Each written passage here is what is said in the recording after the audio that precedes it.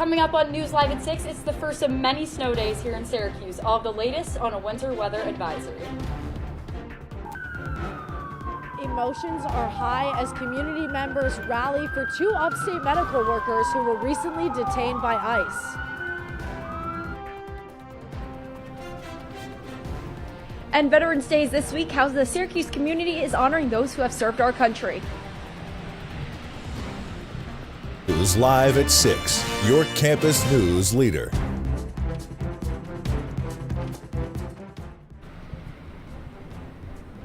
Welcome into News Live at 6. I'm Kaitlin Campbell. And I'm Riley Faye. We're here outside with our Grace Elford on the first snow of winter. I have to say, it's pretty cold out.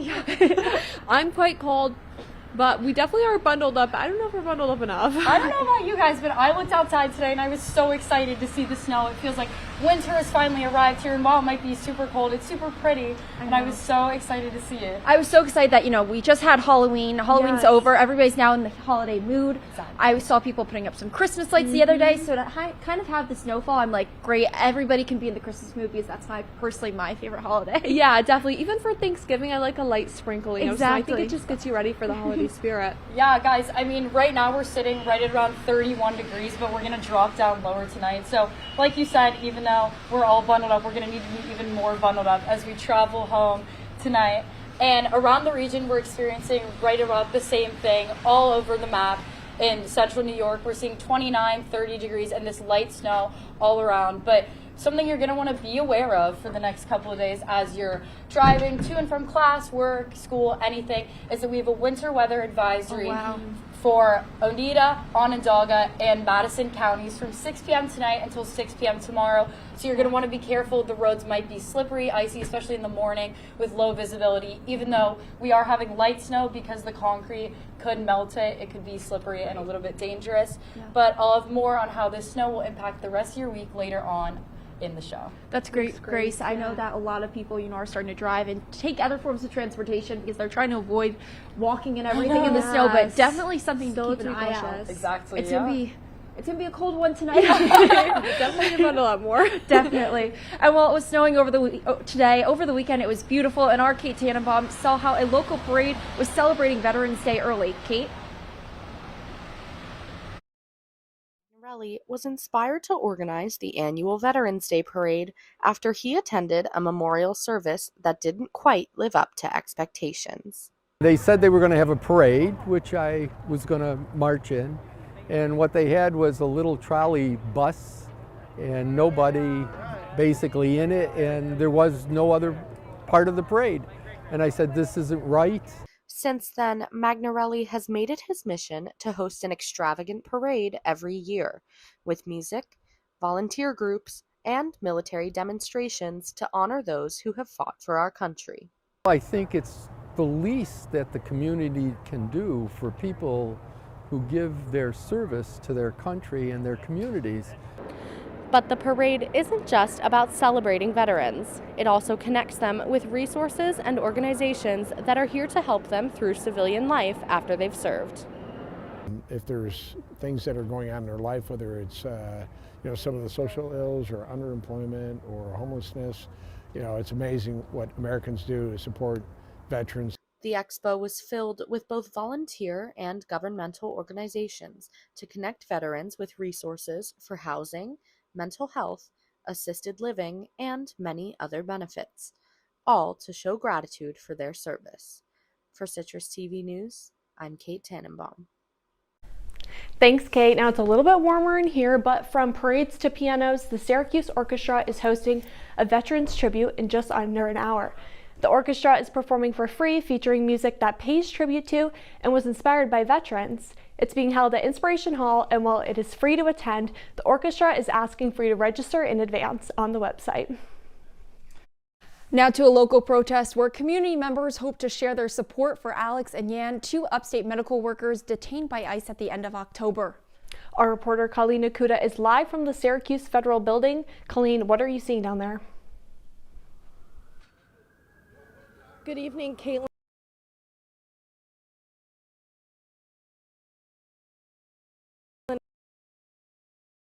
Alex and Yan detained by ICE on October 2 weeks ago. The mayor active soon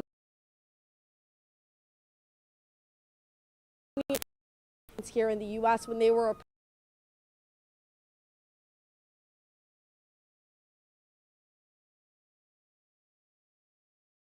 up as it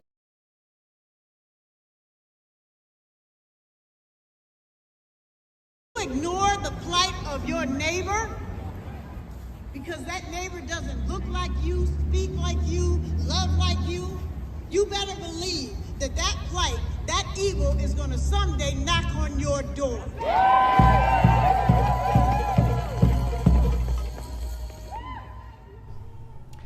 We apologize for the technical difficulties, but thank you, Colleen, for your coverage. And moving back towards campus, SU is continuing its events for Native Heritage Month today with a keynote speaker on Haudenosaunee astronomy wrapping up just minutes ago. A movie screening is starting now. That screening taking place just across from CitrusTV studio in Watson Hall. The film is shown that is Doctrine, which centers around the doctrine of discovery, a decree of the Catholic Church authorizing conquest and colonization that later became enshrined in U.S. law. For more information on the Native Heritage Months, visit the Intercollectual Collective's website. Syracuse police are still looking for the person who shot an off-duty Onondaga Community College officer yesterday. Police say the shooting happened after a scuffle outside a Syracuse bar early Sunday morning. One man has been charged for his involvement in the fight, but he is not accused of shooting the police officer. Police say they know who fired the shot and are searching for that person. The officer was taken to Upstate University Hospital and is expected to survive. Anyone with information is asked to call the number on your screen. After more than 40 years, the East Fayette Street parking garage is being forced to close. A code inspection showed structural safety concerns, forcing the garage to shut down immediately. Up to 150 city workers rely on the garage for parking. They're now being told to relocate their vehicles to East Washington Street Garage. There's no set decision on the future of the garage, but city officials say demolition is on the table.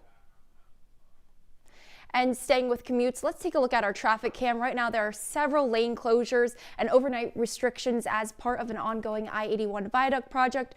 I-81 southbound to one lane between I-1B and 78 from 6 p.m. to 6 a.m. today until Friday. There are additional lane closures for both directions on 81 from 9 a.m. to 3 p.m. weekdays today until November 25th for bridge work as part of the 81 viaduct project. With the current snow and predicted rain, all work is weather dependent and may change based on those conditions. And as airport cancellations and delays are happening across the nation, Syracuse Hancock International Airport is no different. 5 early morning flights headed out of Syracuse to Washington, D.C., Atlanta, and New York were canceled. Hancock International said its operations would not be impacted after the Federal Aviation Administration released a list of airports affected by the flight reductions. So far, Syracuse flights the rest of the day are scheduled to depart on time. As the government shutdown faces its 41st day, SNAP benefits across the country continue without funding. In an effort to help local families, the Food Bank of Central New York is doubling its distributions across 3 counties. Starting today, Herkimer and Oneida County will receive 140,000 pounds of food. In Onondaga County tomorrow, 180,000 pounds of food. That's 320,000 pounds total. The food bank works with hundreds of partners in soup kitchens and food pantries in Central New York to make the substantial food donation possible. In an attempt to make AI technology more safe in New York, Governor Kathy Hochul announced today new implemented safeguards for AI companions. These features are now required to have protocol for users with self-harm ideations.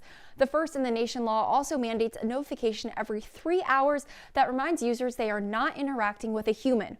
Hochul says that the law adds to her commitment to protect New York residents from digital harm and AI's expanding usage across the country. Sticking with the governor, Hochul is providing new protections and resources for New Yorkers struggling with higher heating costs during the government shutdown. The Home Energy Assistance Program, or HEAP, serves about 1.5 million New Yorkers and is funded by the federal government. Hochul says all New Yorkers already enrolled in the Energy Affordability Program will continue to receive their monthly discount despite the lapse in funding. Coming up on News Live at 6, President Trump hosted the president of Syria at the White House. What the White House is saying about the visit. Plus, Trump is threatening to sue the BBC, what they did, and why he's pursuing legal action. Jason, let's go see your room.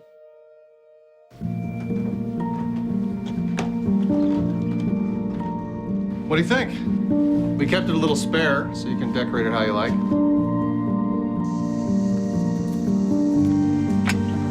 Dinner! Go. Excellent. Soccer is fun. Yeah, I saw you guys out there. We're the family. We're the family. Come on. Yeah! Oh, I thought you were on my team. Wait, I don't know.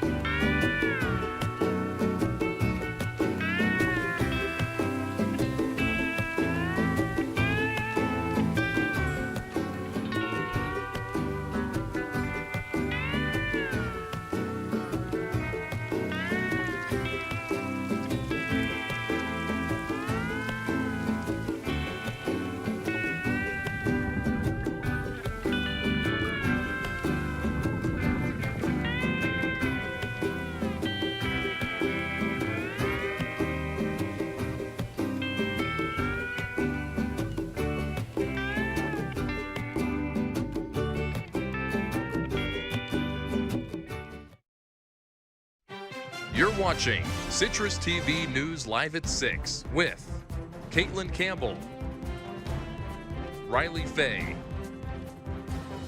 and Grace Elford. And now, your campus news leader continues. Welcome back to News Live at 6. House Speaker Mike Johnson says lawmakers should start returning to Washington immediately after last night's Senate vote to move forward with legislation that would end the government shutdown. 8 Democrats sided with Republicans on a compromise deal that would fund the government until the end of January. Those Senate Democrats faced instant blowback for changing their vote, supporting legislation that does not guarantee the extension of health care subsidies, the driving force behind the shutdown. Senate Majority Leader John Thune promised a mid-December vote on the subsidies in the Senate. Speaker Johnson has not promised to bring it up in the House. More than a month after Adelita Grijalva won a special election, she will be sworn in for Arizona's 7th Congressional District. Originally, House Speaker Mike Johnson didn't swear her in, blaming it on the House not being in session. That was prolonged due to the government shutdown. Grijalva is expected to be sworn in after the House returns to session, but before they vote on government funding. She was elected in a special election to replace her father Raul after he died in March.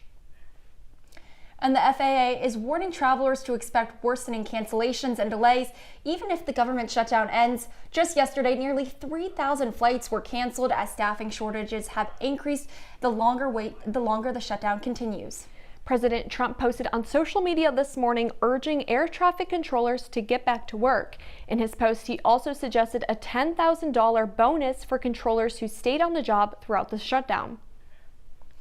And the Supreme Court is rejecting an effort to overturn its decision legalizing same-sex marriage nationwide. Justices turned away an appeal this morning from Kim Davis, a former Kentucky court clerk who refused to issue marriage licenses to same-sex couples after the court's ruling in Obergefell versus Hodges. Davis claimed her faith prevented her from complying with the Supreme Court's ruling. In her appeal, she was attempting to overturn a lower court's order forcing her to pay $360,000 in damages to a couple who was denied a marriage license. To the latest on foreign relations, President Trump hosted Syrian President Ahmad al-Shara, making it the first visit to the White House by a Syrian head of state since it gained independence in 1946. Al-Shara is former Al-Qaeda fighter who once had a $10 million U.S. bounty on his head. He first met Trump back in May in Saudi Arabia, the first official encounter between the U.S. and Syria since 2000.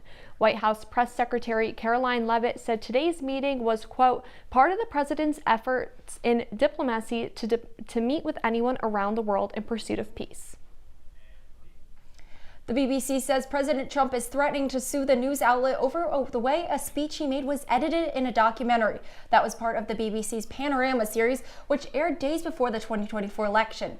The documentary spliced together 3 quotes from 2 sections of his speech on January 6, 2021, to appear like Trump urged supporters to march with him and, quote, fight like hell. Part of the speech that was, quote, cut out of the section where Trump said he wanted his supporters to demonstrate peacefully.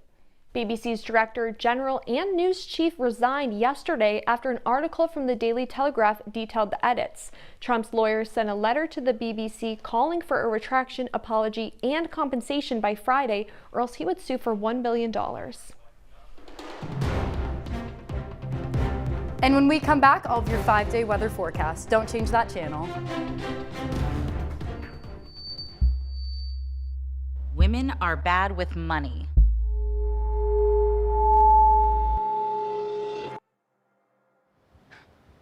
It's what the world's been saying for centuries. But now, we've got something to say. Save it. Save the old-fashioned advice, the empty excuses. It's all worthless, unlike us. To our fellow females, it is time to save ourselves by saving our money. Contributing to our futures, investing in our independence. Until we're no longer 80% more likely than men to live in poverty in retirement. So again, we say to that, save it. The falsehoods, the feelings of fault, then the funds. Learn how to save for your retirement at wesaysaveit.org. Here's your check.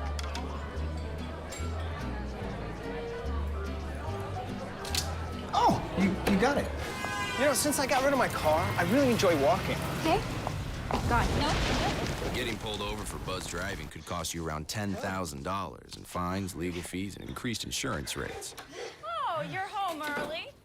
You live with your mom? That'll set your game back a few years.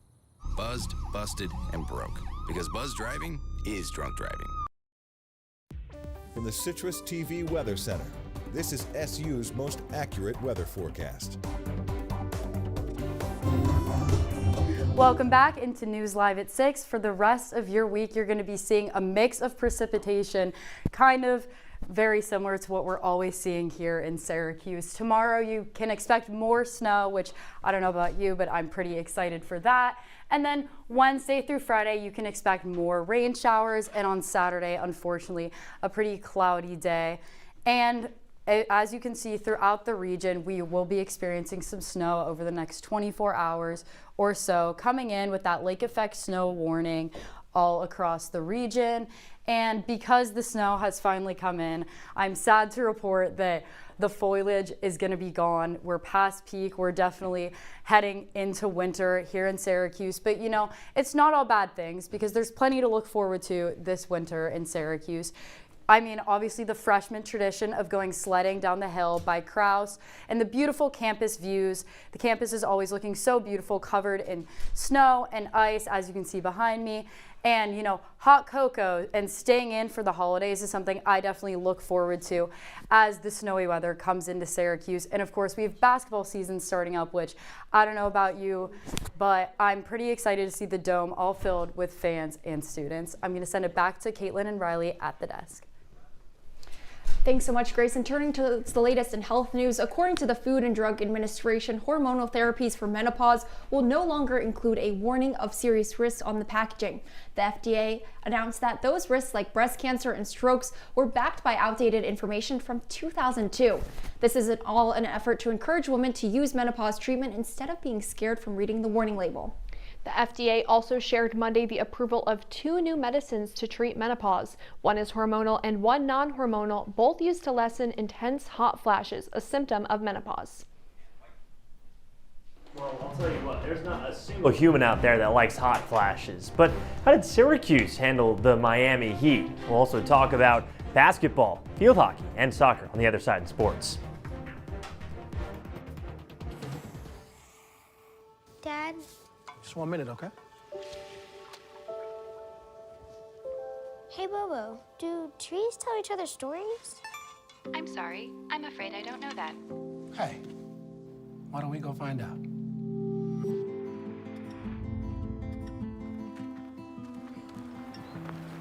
Listen. Do clouds take naps? I couldn't tell you.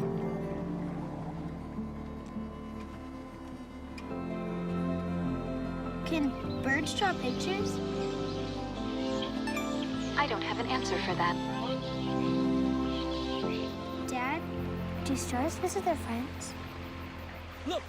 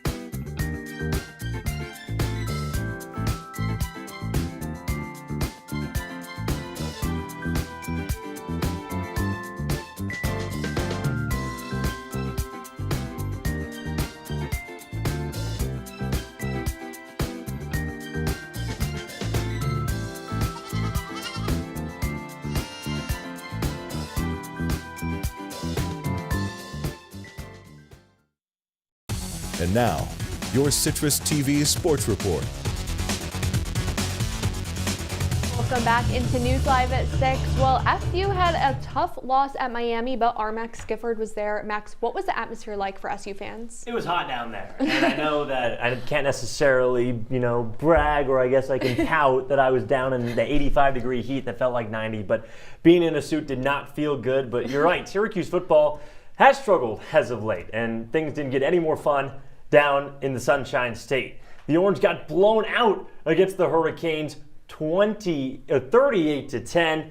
And I mean, this was just one that was over from the beginning. Ricky Collins continued to reel at the quarterback position for Syracuse. How about another game with multiple interceptions? Was sacked a career high 6 times, and he threw for a season low in passing yards. On the Miami side, Carson Beck, you might remember him. He did it at Cavender at one point. He had himself quite a day, surpassed 10,000 career passing yards in his collegiate career. What a year it's been for Beck, and to really bounce back after what was a couple tough losses for Miami. But for the first time in 4 seasons, SU's bold dreams are broken. So, I mean, I don't know if we have any Gordon Lightfoot fans out there, but Syracuse loses by 28. Wreck of the Edmund Fitzgerald, 29. Any correlation? Okay, sorry, I digress. Things did get a little bit better on the basketball court, though, for Syracuse, because SU actually won a game on the basketball court. The Orange were taking on Delaware State and beat them 83-43. It was really a defensive performance from the start for Syracuse. A couple freshmen getting involved, Sadiq White and Kyan Anthony, each with double-digit points. And all of a sudden, the Orange are looking pretty good. A couple wins under their belt. You see Donnie Freeman continuing to do Donnie Freeman things on offense. And the Orange, first time in a couple seasons, winning their first 2 games, and they've come by relatively easy score margins as well. So even though Syracuse men's basketball and these fans have a reason to be happy once again, I think a lot of people wrote off Syracuse men's soccer a little bit ago after a couple tough losses for them. But they were on the road in Raleigh for the conference quarterfinals on Sunday. That's right, we just covered Saturday. We still got Sunday to get to. The Orange were in Raleigh playing NC State. The Orange were the underdogs, and it was really the defense that stepped up big. But in the second half, the offense really came to life. Shaquille Ming had a strike of his own to put SU up 1-0. And then just a couple minutes later, over about 10 minutes later, Carlos Zambrano with a little Olympico onto the back post. What's the saying? Sundays are for praising the Lord and putting goals on the board. Syracuse did just that. Ended up getting 3 into this contest. And a big thanks in part to Tomas Hutt. How about a career-high 9 saves for him, including ones like that? So the Orange come out victorious down in Raleigh and advance all the way to the ACC semifinal. So their spot is stamped down in Cary, North Carolina next week. Mentioned the Mustangs, right? So they took down number 7 Stanford to go to the semifinals. That was a team that Syracuse lost to earlier in the season, but the Mustangs a pretty frisky team heading into Cary, but Syracuse does some success going back a couple years when they won the ACC championship. But men's soccer isn't the only team with some postseason prowess. Yesterday, Syracuse field hockey got its bid to the NCAA tournament. Ultimately, the Orange fell in the semifinals to Virginia 3-2 in a penalty shootout, and they're going up against the Liberty Flames once again. How about a 2023 rematch when the Orange won 2-1 in overtime? A lot of different players on both squads from both those teams, and the Orange have a pretty favorable side of the bracket as well. In the Princeton region, playing Princeton, should the Orange beat Liberty, and they don't have to face any ACC team until potentially the championship. But for now, that's going to about do it for me. We'll send it back to Kaitlin and Riley. Thanks, Max. Well, wasn't a good weekend for SU, but when we come back, we'll have your wake-up weather. Stay with us.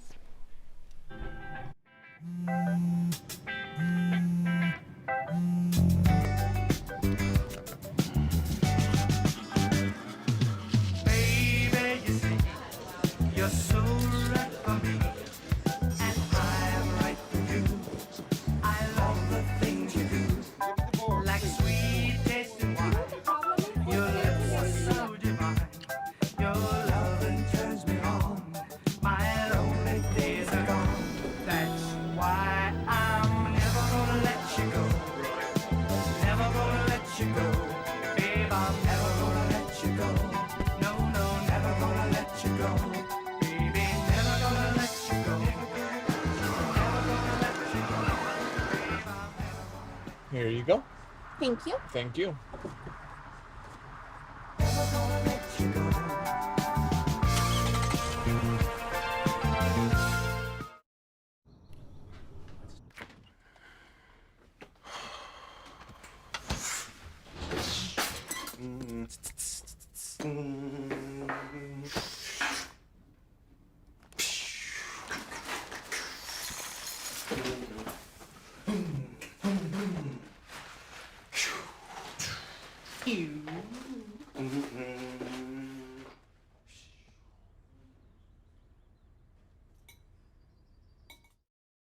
Welcome back into News Live at 6. When you wake up tomorrow, it's going to be 27 degrees, pretty chilly, and you can expect snow all day. So please make sure that you're dressing warm with your jacket, your hat, your scarf, anything you can do to stay warm out there, guys. Grace, I have to say I'm pretty happy about that forecast. I love the snow. I love it for the month of November and December, but I know in January and February I'm going to get tired of it. Exactly. Yeah, it's cute now, but Get I your get pictures sick of my in now. earmuffs. Yeah. Yeah. What about you, Max? Are you a fan of the snow? Nope. Okay. Good to know. Well, I do wish it was Miami weather, but I will take the snow where we can get it. Yes. And turning to a childhood classic, 56 years ago today, America first met the beloved characters Oscar, Elmo, Big Bird, and the whole Sesame Street crew. The educational program first aired on PBS in 1969. Not only is today Sesame Street's birthday, it's also the Netflix and PBS Kids premiere of the show's 56th season. Beginning in January 2026, YouTube will start to post older episodes as well. That's so cute. Do you guys think you're gonna tune in to watch your favorite episodes or some nostalgia? Absolutely. Why wouldn't you? It's one of the greatest shows of all time, if I'm not Really? mistaken, and educational. You just mentioned it. I mean, maybe not myself, but with the kids I babysit, maybe they'll want to put it on. Definitely a good thing to, show for kids while you're babysitting. Exactly. But I have to say, I feel like whenever they bring back a show or rerun old episodes, I feel like you have to watch for the sake of like nostalgia and everything. The other day I turned on like an old show because I was like, oh, like I miss it. Like I don't know, nostalgia will like kill me. Yeah. Did you guys have a favorite character on Sesame Street when you were a kid? Probably Oscar. Really? He's fun. Okay. Or Cookie Monster. Oh, Yeah, Cookie Cookie Monster. Monster, because like same. Yeah, Like classic. love cookies. Like, What about you? I was a Big Bird guy myself. Okay. Pretty tall. I did love Snuffleupagus too, kind of Big Bird's sidekick. Okay. Yeah, well, that's great for that. But that's all the time we have for Citrus TV News Live at 6 this Monday. Don't forget, you can follow us on X and Instagram at CitrusTV News. Now for the entire Citrus TV News team, I'm Kaitlin Campbell. And I'm Riley Faye. Have a great night, Syracuse.